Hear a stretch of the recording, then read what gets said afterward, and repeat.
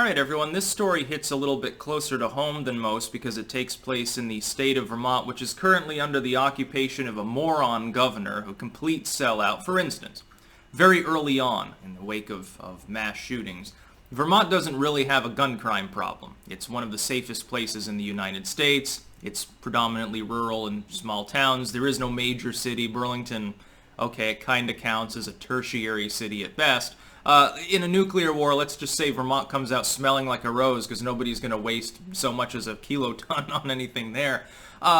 Phil Scott, early on, elected in part because Sue Minter was a Bloomberg Democrat desperately against firearm ownership.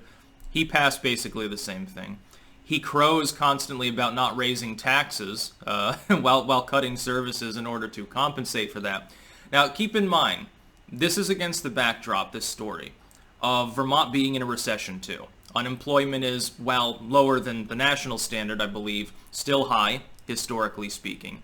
A lot of people in Vermont are only basically partly employed right now because their workplace is incapable of operating in the normal way because of restrictions that have been imposed by our government in the state of Vermont by and large. It's not national. There is no real federal central rulemaking system for coronavirus pandemic response. It's the states that predominantly are doing it. Vermont had been largely not locked down. Phil Scott decided to inexplicably reverse course on this and mandate as well that people would wear masks even in public places out in the middle of nowhere. You have to wear a mask if you can't keep at least 10 feet from the next person, or some draconian insane rule like that, for the state with the lowest case total, by the way. They keep trying to pretend that there are little epidemics springing up like they had it in Manchester last month and other places, and it's never true. There is no epidemic in Vermont by and large. It's not really there. Our state has a lot of older people in it, retirees. It has a lot of people that are in poverty. When people think of Vermont, when you visit Vermont, as a Vermonter, let me explain something.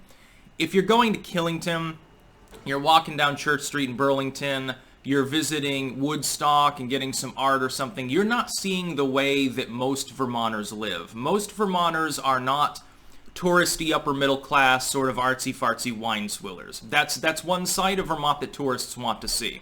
They want to see cafes and fancy shit and beautiful flowers and stuff, but a lot of Vermonters are basically a step away from dirt-floored Appalachiadom, and there's a huge amount of poverty. I know because for the first 20-some-odd years of my life, I lived it. It's not the same as what you see in little magazines that you get, oh, come to Vermont, come see the cows and stuff. It's nice. Vermont's a nice place, but it has that quirk. There are a lot of Vermonters that are retired. They're on fixed income. There are a lot of Vermonters that right now have been plunged out of work. A lot of people in the service sector, certainly. Every other employee in virtually all businesses, because if Phil Scott tells me I can only operate at 50% capacity, I can only feasibly pay 50% of my workforce.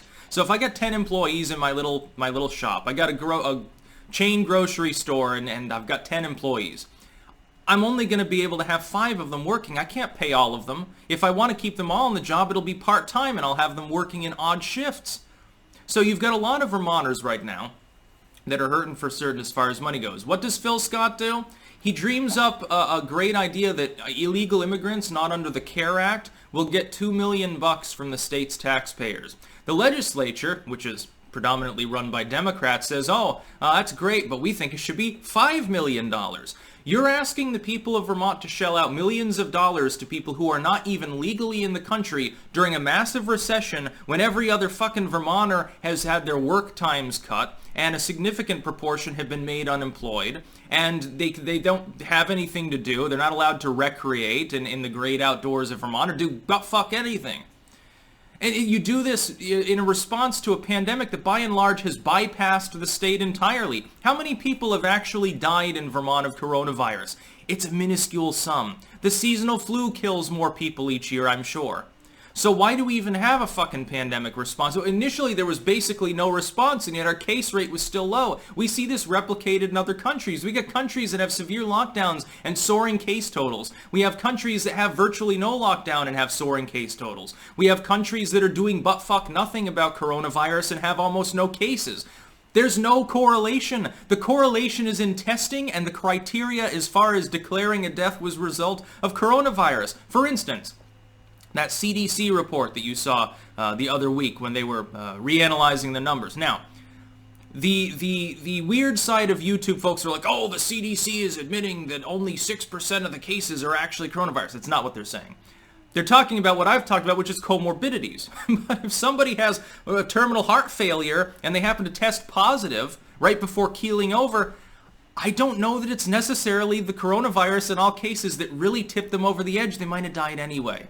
And so yes, the case totals need to be looked at in more detail. You've got this pandemic that by and large is not a societal threat. It's not going to upend society. But you have an economic and social response that can.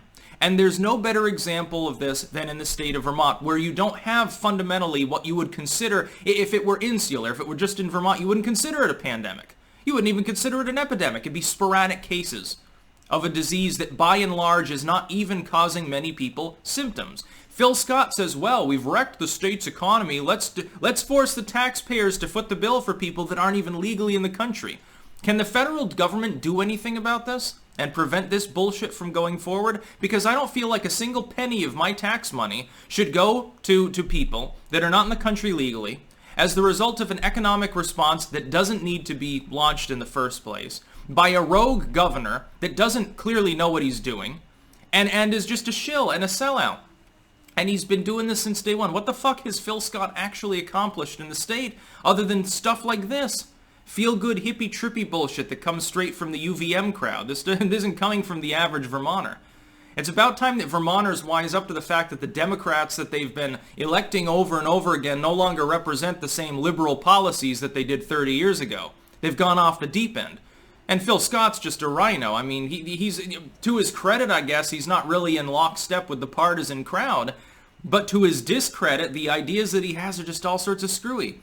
He brings this up, and obviously he couldn't have predicted that the Dem-led legislature would say, well, 2 million's good, but 5 million's better. Why don't we just give all of everyone's money to a bunch of illegal immigrants in the state of Vermont? Why don't we just spend it on buying cow shit and pile it into big piles, and we'll transfer to a cabbage patch economy? We'll just cut down the state's forests, sell off the lumber, and we can balance the budget. Why don't you just have any crazy hyperbolic idea that you want to have and put it forward? Because in the state of Vermont, apparently the legislature might actually take it fucking seriously. It's monstrous. There are Vermonters out there that are out of work and suffering. People with kids, people that are taking care of elderly relatives, they're the breadwinner of the family, they're just starting out, they're an entrepreneur. Some 30-year-old, they're like, well, you know, I worked hard and I saved money and now I've opened an ice cream shop. Coronavirus hits, they're on fucking life support already. You're going to, within the course of another couple of months of these kinds of restrictions, the Vermont tourist economy will begin to dry up too, because all the small businesses, all the restaurants, the salons, all the little artsy-fartsy places, the cafes, they'll all go under. Every small business in Vermont will be goddamn gutted. People will go where the going's good. We see it in California right now. States with restrictions are losing population, and it's fucking enormous. We're talking the mass exodus of at this point, possibly millions of individuals, even if we were to end all the lockdowns today, because the damage will be lasting. It's not going to just go away because you open things back up, and then you'll have more coronavirus cases, and then they'll probably demand greater lockdown, and we'll do that for fucking ever because of a handful of paranoid Karens. It's unacceptable. You will plunge this nation and indeed the world into a depression that will probably cause Armageddon. You want real Armageddon? Plunge the world into economic chaos. Well, you've already got huge amounts of social alienation and political strife all over the entire world. A reshuffling of the deck of the entire world that could upend the current order. Now, some of you out there might say, oh, good, the New World Order will end. Now, I think that you'd find that it would get far, far worse. The problem is the last time this happened, nuclear weapons hadn't been developed. And despite what some idiots may say, they do indeed exist. There are contingencies on the table for them to be used. There's more than one nation that has a Samson option, if you know what I'm talking about. That's about all. Peace out.